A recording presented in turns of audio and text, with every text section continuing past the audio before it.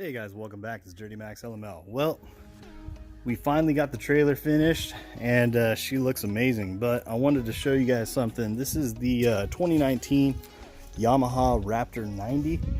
I wanted to show you guys kind of a comparison of the sizes. Now this is my Yamaha 450, YFZ 450, and you can see that this 90 is actually fairly decent size. And if you guys have kids and they just grow like weeds, but I have an 8-year-old. He rides his Raptor 90. I have a video, I'll show you guys that towards the end, of the Raptor 90 over at Pismo, California. But I have kids at multiple ages, and this right here fits.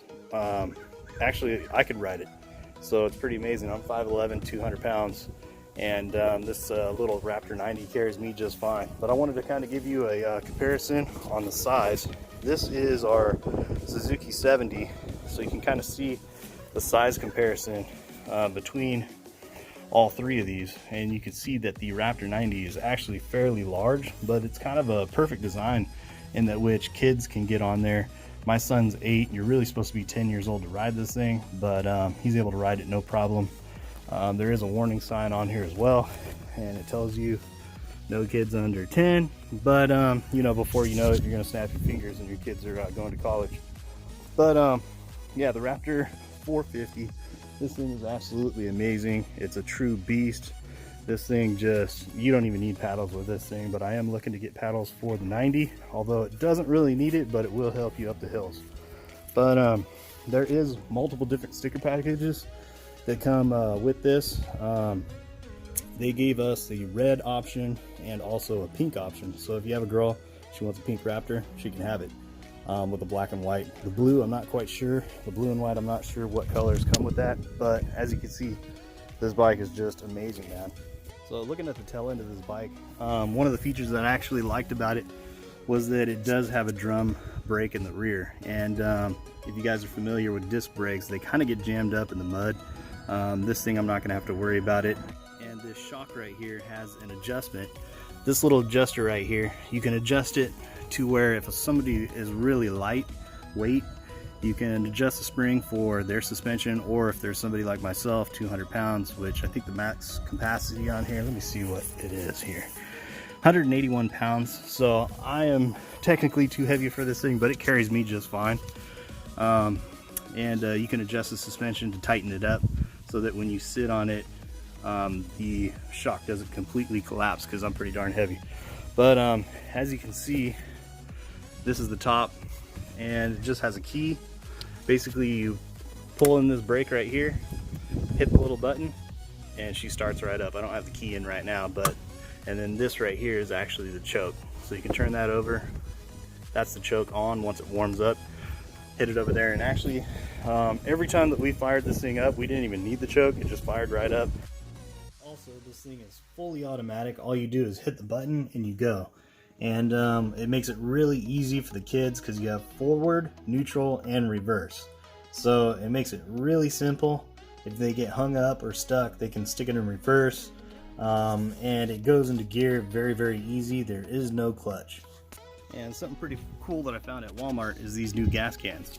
These things are really easy to pour from.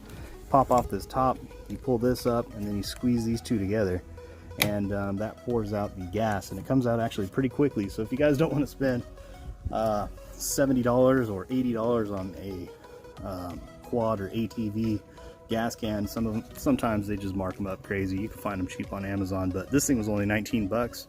You can get a bunch of these things and have plenty of fuel for Pismo or riding anywhere you want to go. And as far as the Craigslist trailer that you guys saw on my last video, she just rode fantastic, man. We took her down to Pismo, and we sprayed her off a little bit, but as you guys can see, she just came out fantastic. You guys just got to remember to pressure wash it and make sure you get all the sand off, otherwise this thing will rust. We put the gaps in the boards pretty wide, and that way the sand and all the water just kind of falls through the cracks. But anyways, perfect trailer.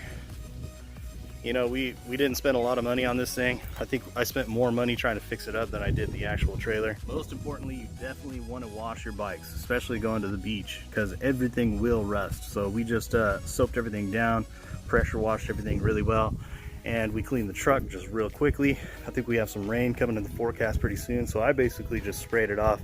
Made sure I got all the sand off of the amp research bars underneath. We did quite a bit of pressure washing to make sure that everything was cleaned off, because you don't want these parts to rust out, because the sand and the sun and the beach water, ocean water, will just chew this stuff up in no time. So you got to make sure that you pressure wash it off immediately. And then one other thing is you definitely want to get under these wheel wells. This will hold quite a bit of sand. As you can see, I think I'm gonna need to pressure wash this one more time. You can see a little bit of sand in there, but one part that people kind of skip out on, right here where the door jambs are, this right here, you want to make sure, this is kind of rubbed off from my boots right here, but you definitely want to get underneath the door panels. You definitely want to spray them. This is the back seat right here. We just pressure washed underneath here. You definitely want to get underneath here, because a lot of the sand and the ocean water will kind of creep up in this tiny little area right here and get stuck in there, and you don't want to rust the bottom of your doors out.